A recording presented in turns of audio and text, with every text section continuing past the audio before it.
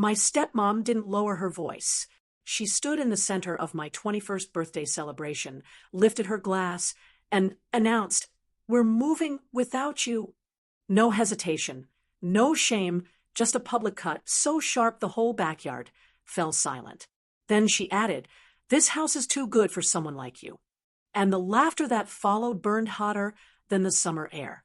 I didn't cry or plead. I just looked at her and said, "Have a safe move." Because what she didn't know was simple. I bought the house 3 months ago, and the next morning eviction notices would arrive. Before I go on, tell me, where are you listening from? Every subscribe gives strength to my voice and keeps this channel breathing. Please like, share, and hit the bell icon so our stories never fade. I grew up in a house where silence was the safest language. My dad remarried when I was 13. And from the moment my stepmom Evelyn stepped through the doorway, the air in our home shifted. She moved with the confidence of someone who believed everything she touched was hers by default, including him, the house, and eventually the narrative of who I was allowed to be. I learned early that any space I occupied had to be justified. If I sat in the living room too long, she'd accidentally vacuum around my feet. If I cooked dinner, she'd adjust the seasoning the second I stepped away, as if erasing my contribution.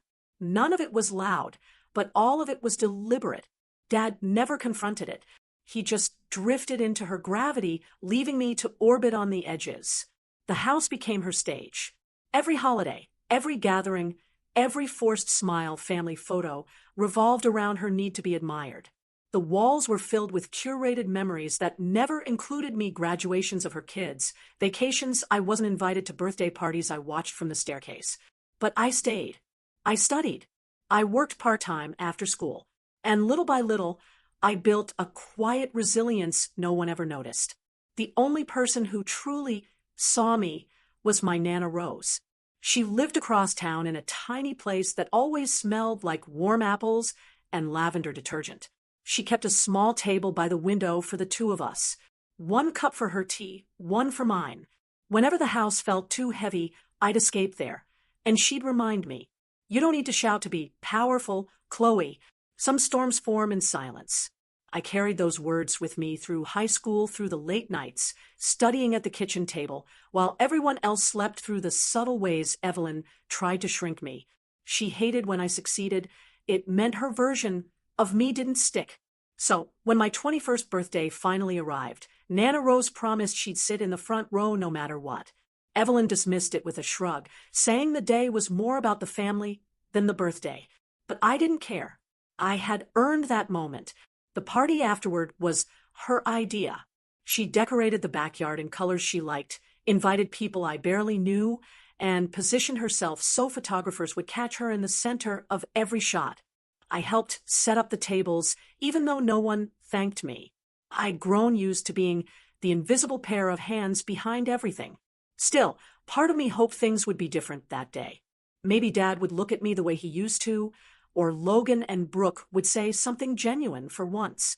I hoped Evelyn might put the performance aside long enough to let me feel like I belonged.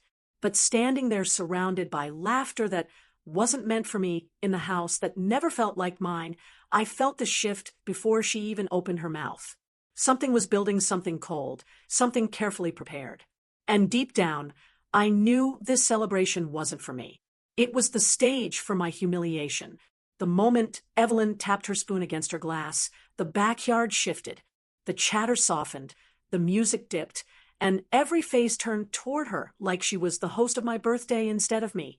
She loved that being the center, being the sun everyone revolved around.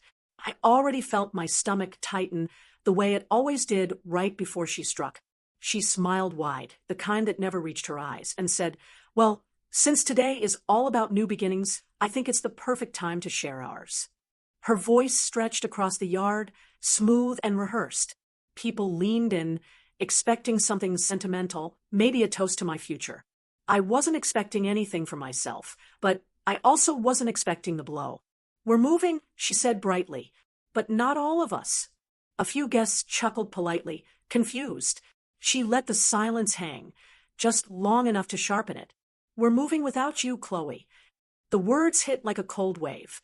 Conversations halted. My dad blinked hard like he'd practiced this moment in his head, but wasn't ready for it out loud. Logan and Brooke stiffened beside the dessert table, and the guests, people who knew me only through her curated lens, turned to see how I'd take it. She didn't stop there. "This house," she said, sweeping her manicured hand around like she owned the oxygen, "is too good for someone like you." This time, the laughter wasn't polite. It was real thin, sharp cutting. A few people whispered behind their palms. Someone near the grill murmured, "Did she really just say that?" But no one stepped in. Not my dad, not Logan or Brooke, not a single person who had eaten the food I'd spent all morning helping prepare. Heat rose behind my eyes. Not from embarrassment. Humiliation was an old familiar coat by then, but from clarity, the kind that only arrives when someone finally says the quiet part out loud. I looked at my dad, searching his face for a flicker of the man who used to braid my hair when I was little. Instead, he stared at the deck boards like the truth had been nailed there. Logan and Brooke laughed the loudest. One of them nudged the other and joked about finally getting their space back. It stung, not because of their words, but because I realized they had rehearsed this, too. This wasn't spontaneous cruelty. It was planned, coordinated, executed in front of witnesses, so they could all pretend it was just a joke.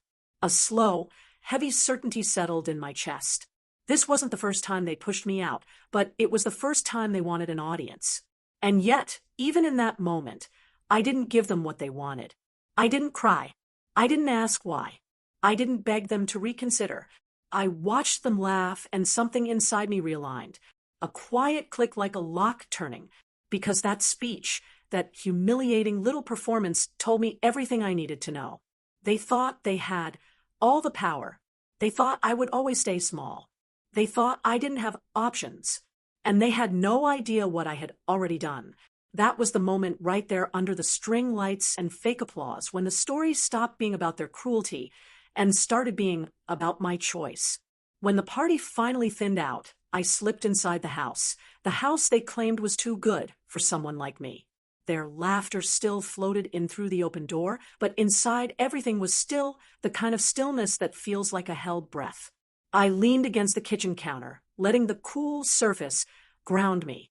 For a moment, I let the weight of it all settle. Every dismissal, every correction, every time they'd made me feel like I was temporary. Through the window, I could see Evelyn standing with her friends, reenacting her announcement with exaggerated hand gestures. They burst into laughter again. My chest tightened, but not with hurt this time. With certainty, that small click I'd felt earlier had become something steady, like a quiet engine warming. I went upstairs to my room, the one space in the house she never bothered to decorate because she assumed I wouldn't stay long.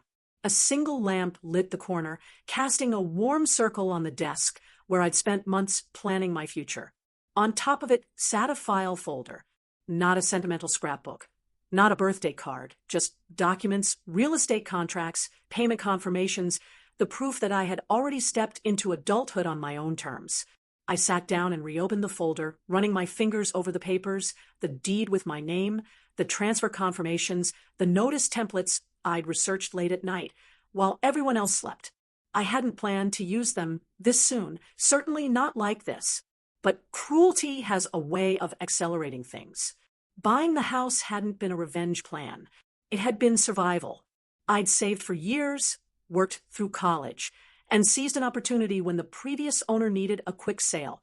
I never told my family because I didn't want their opinions or their sabotage. And now that silence, my lifelong defense, had become my shield. A soft knock came at my door. My dad's voice followed, low and hesitant. "Chloe, are you okay?" I stared at the knob. He didn't sound sorry. He sounded worried. Worried about how he looked, how the scene might reach the neighbors, how his wife might spin this later. I couldn't give him comfort he hadn't earned. "I'm fine," I said, keeping my voice even. "You should enjoy the rest of the night." There was a long pause. Then his footsteps retreated down the hall. I let out a breath I didn't realize I'd been holding. That was the last moment I felt any doubt. I gathered the documents and placed them neatly into a single envelope. Tomorrow would be simple, legal, clean. No yelling, no accusations, just boundaries enforced the way adults enforce them through action, not reaction. Before leaving the room, I took one last look around. Every corner carried a memory of being overlooked, dismissed, or made small. But none of that mattered anymore. Not after tonight. I walked downstairs, slipped past the crowd unnoticed, and stepped into the quiet air outside. Tomorrow they would receive the notices. Tomorrow the house would no longer be hers. The next morning felt unnaturally bright, the kind of sunlight that made everything look cleaner than it really was. I woke up before my alarm, my thoughts already sharp and steady. Today wasn't about revenge. It was about truth, about boundaries, about showing them quietly, legally, irrefutably that the power they believed they had over me never actually existed. I dressed, simply pulled my hair back, and slipped the prepared documents into a slim envelope. Outside, the street was calm. A few early joggers passed by. Sprinklers flicked across lawns. Nothing about the scene hinted that inside this house, an era was ending. At 8:15 a.m., a car pulled up in front of the driveway. The process server stepped out, checked the address, and greeted me with a nod. "Morning," he said. "You ready?" I exhaled slowly. "Yes, thank you." He handed me a copy of the notices for verification. Everything was in order, clean, lawful, straightforward, a simple statement of ownership, and the required 45-day timeline. No malice, no dramatics, just the truth. "Okay," he said, "let's begin." We walked toward the porch.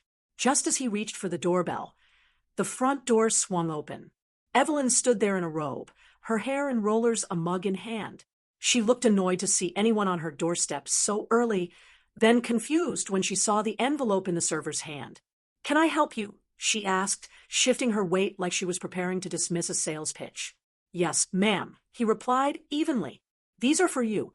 She blinked, took the envelope, glanced at the heading, and froze. "What? What is this?" she demanded, but the server had already stepped back. "You've been served." He nodded once to me and walked toward his car. Professional, efficient, detached. She tore the envelope open right there on the porch.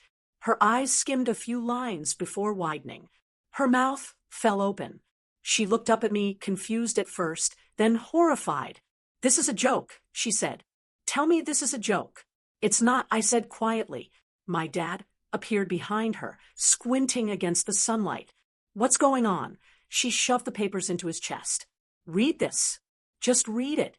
He scanned the page, the lines forming slowly in his expression. "Uncertainty, shock, disbelief, eviction," he murmured. "Whose name?" "Who?" He stopped, looked at me, really looked. "Chloe," he said softly.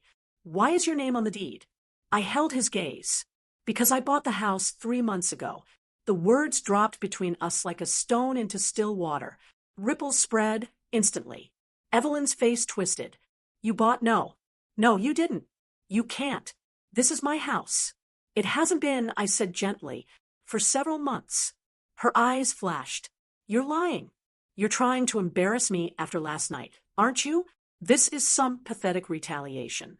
If it were revenge," I said, "I would have told the entire party last night. But I didn't, because this has nothing to do with humiliation. I purchased the house legally, quietly, months before you announced your move." She shook her head violently. "No, no, you don't have that kind of money.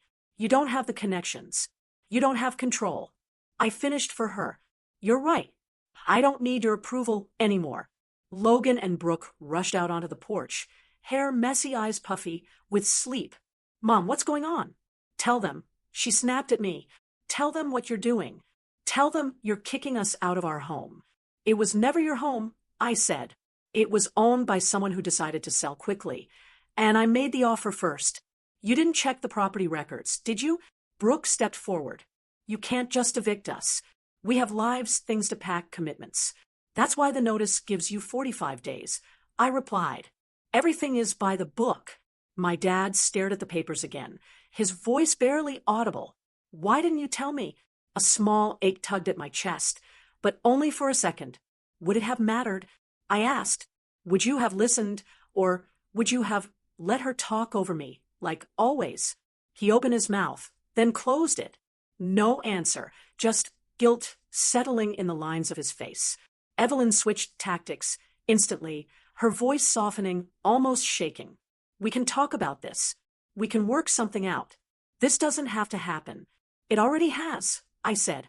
And it's not a punishment. It's a boundary. You told everyone yesterday that the house was too good for someone like me, so now it's yours to leave. Her mask cracked. The fake warmth evaporated. You ungrateful. Little my dad cut her off sharply. Stop. His voice wasn't loud, but it was the first time in years I'd heard it carry authority. He turned to me. Is this really your decision? Yes, I said, and it's final. The weight of the silence that followed was unlike anything I'd felt before. It wasn't suffocating. It wasn't humiliating. It was steady, strong.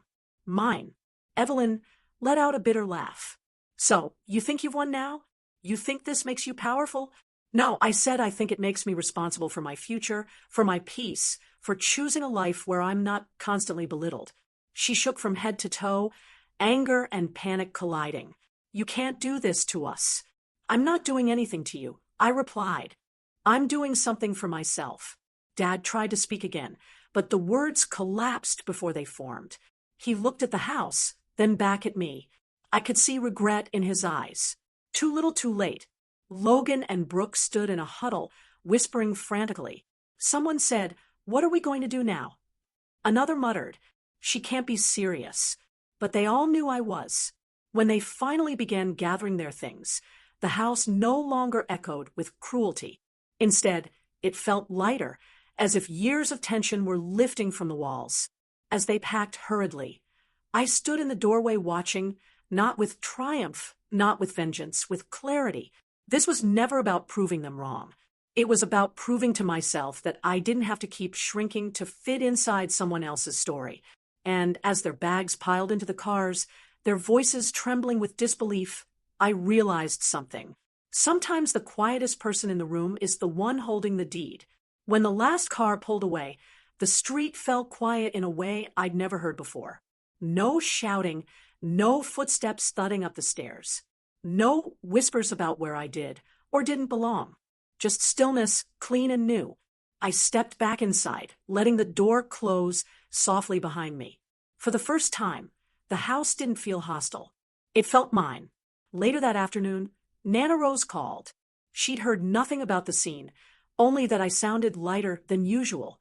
You finally chose yourself, she said. I'm proud of you, sweetheart. I felt my throat tighten, but in a good way. In the days that followed, Dad reached out a few times. Short messages, hesitant. I didn't ignore him, but I didn't rush to answer either. Healing wasn't a door I could fling open overnight.